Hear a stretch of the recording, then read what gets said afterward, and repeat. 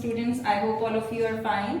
आज हम class 8 subject English की एक्टिविटी नंबर 3 करेंगे। जैसे कि हम इससे पहले भी 2 कॉम्प्रीहेंशन पैसेज की एक्टिविटीज कर चुके हैं। नंबर 3 पे भी जो है वो आज हमारा कॉम्प्रीहेंशन पैसेज ही है। तो व्हाट इज कॉम्प्रीहेंशन? जैसे कि the word comprehension means the ability to understand what you listen और व्हाट यू रीड। जैसे कि कॉम्प्रीहेंशन का मतलब ही है ऐसी काबिलियत कि आप जो भी सुनते या जो भी पढ़ते हैं उसको जो है वो आप समझ सकते हैं। Why do we emphasize of reading? हम रीडिंग के लिए क्यों इतना एम्फेसाइज करते हैं कि रीडिंग से क्या होगा? तो there are some skills which we want to improve in our students.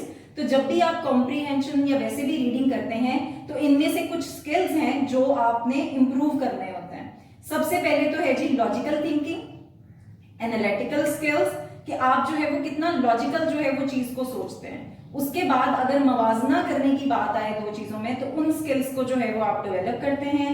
इसके बाद जो है वो आपकी रीडिंग स्पीड जो है वो इंप्रूव होती है। साथ साथ ही जो है वो आपकी वोकेबलरी, यानी आप जब न्यू वर्ड्स को देखते हैं उनका मीनिंग, तो आप फिर अपनी डेली कन्वर्सेशन में जब उन वर्ड्स को इस्तेमाल करते हैं तो with the passage of time आपकी वोकेबलरी इंप्रूव होती है। उसके बाद जब आपको कोई स्टोरी या पैसेज दिया जाता है तो आप जो है उसको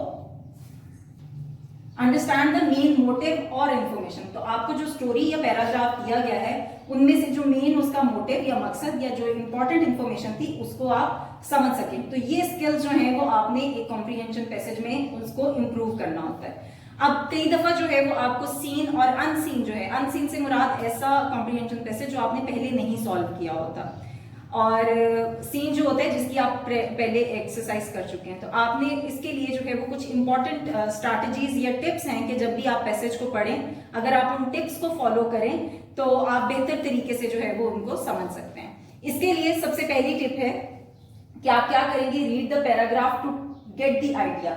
आप पैराग्राफ को पहले पूरा पढ़ें जिससे आपको जो है वो आइडिया हो जाएगा कि वो पैराग्राफ किस चीज के बारे में है। दूसरे नंबर पे आप क्या करेंगे कि जब आपने पैसेज पढ़ लिया उसके बाद आप सारे एक्सरसाइज के क्वेश्चंस को पढ़ेंगे कि आपसे क्या क्या पूछा गया। जब आपने वो पढ़ लिए उसके बाद आप पैसेज को दोबारा पढ़ेंगे और उसमें से इंपॉर्टेंट इंफॉर्मेशन या पार्ट्स को जो है वो आप साथ साथ हाईलाइट्स करते जाएंगे ताकि आपके पास जो है वो एक सॉलिड जो है वो मटेरियल हो जिसकी वजह से आपने क्वेश्चन आंसर्स को फिल करना है। उसके बाद है आपके पास जो है try to understand some certain unfamiliar words. तो कॉम्प्रीहेंशन पैसेज में कई दफा आपके पास न्यू वर्ड्स या बोल्टेड फॉर्म में जो है वो वर्ड्स बोल्ड किए हुए लिखे हुए होते हैं, तो आपने उनको जो है वो पढ़ना है। उसके बाद do not ignore an unknown words. तो आपके पास जब कोई अननोन वर्ड आता है जिसका मतलब आपको नहीं पता, आपने उसको इग्नोर नहीं करना, आपने बल्कि उस वर्ड के जो है वो 2 से 3 दफा अगर आप उस लाइन को पढ़ेंगे तो आपको उसका मीनिंग या थीम जो है वो समझ आ जाएगा। ठीक है, अब हम अपने पैसेज की तरफ। अब यहाँ पे देखें activity number 3, question number 1, read the passage carefully and answer the following questions. अब यहाँ पे आपके पास पूरा पैसेज है, यहाँ पे देखें हाईलाइटेड या आपके पास बोल्ड फॉर्म में जो है वो वर्ड्स दिए गए हैं। ये आपके लिए न्यू वर्ड्स हैं। इनको जब आपने समझना हो तो अगर आप लाइन को या इस पैराग्राफ को 2 से 3 दफा पढ़ेंगे तो आपको इसका वर्ड जो है वो इजीली समझ आ जाएगा। उसके बाद क्वेश्चन देखें, what do you think Halima's father did for living. ठीक है, हलीमा के फादर जो थे वो रहने के लिए यानी कि लिविंग के लिए क्या काम करते थे। बी वाला क्वेश्चन देखें। अब इनमें आपके पास ये है कि आपके पैराग्राफ भी दिए गए कि इनका आंसर जो है वो कौन से पैराग्राफ से आपको इजीली मिल सकता है। क्वेश्चन नंबर सी देखिए, she was not that type. Paragraph 3, what did Ibrahim mean by type. अगर आप पैराग्राफ 3 को केयरफुली पढ़ें तो वहां पे आपको टाइप का जो है वो मीनिंग यानी इब्राहिम का क्या मतलब था टाइप से आप उसको इजीली देख सकते हैं। व्हाई डिड इब्राहिम मंच ऑन द पॉरेज ग्रेजुअली। यानी इब्राहिम जो था, मंच का मतलब होता है आहिस्ता आहिस्ता खाना, पॉरेज मतलब दलिया, ग्रेजुअली का मतलब है Aahista Aahista. What do you understand by term slum dwellers? Slum जो है वो वाली आबादी होती है जो शहर से दूर हो और वहाँ पे ज़्यादातर जो है वो पुअर लोग जो हैं वो रहते हैं, उनको स्लम एरियाज जिसे हम उर्दू में झोंपड़पट्टी भी कहते हैं, ठीक, वहाँ पे जो लोग रहते हैं उनको हम स्लम एरियाज कहते हैं, और वहाँ पे जो रहने वाले होते हैं उनको ड्वेलर्स कहते हैं। तो आपने इनको टर्म को जो है वो एक्सप्लेन करना है। उसके बाद है Halima explain clearly why Halima had to start early और the office crowd would be gone.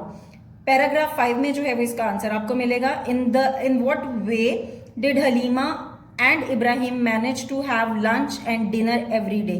वो किस टाइम पे जो थे वो मैनेज करते थे दोनों कि वो लंच और डिनर जो है वो करें। लिटिल लग्जरी जो है वो किस चीज को रेफर कर रही है, ठीक है, ये आपको पैराग्राफ 5 में मिल जाएगा। इसी तरह जो है वो आपने यहाँ पे देखना है, और इस पैसेज में जो है वो ज्यादातर आपके पास क्वेश्चन आंसर्स हैं। क्वेश्चन नंबर 2 देखें, इसमें आपने कॉन्स्ट्रक्चुअल जो है वो मीनिंग लिखने हैं, और यहाँ पे आपको ऑलरेडी मैं बता चुकी हूँ कि ये सेम वही वाले वर्ड्स हैं, इनको आपने मीनिंग लिखना है और इन्हीं वर्ड्स को जो है वो यहाँ पे आपने मीनिंगफुल सेंटेंसेस में करना है। आई होप कि आपको आज की एक्टिविटी समझ आ गई होगी। Thank you so much. Allah Hafiz.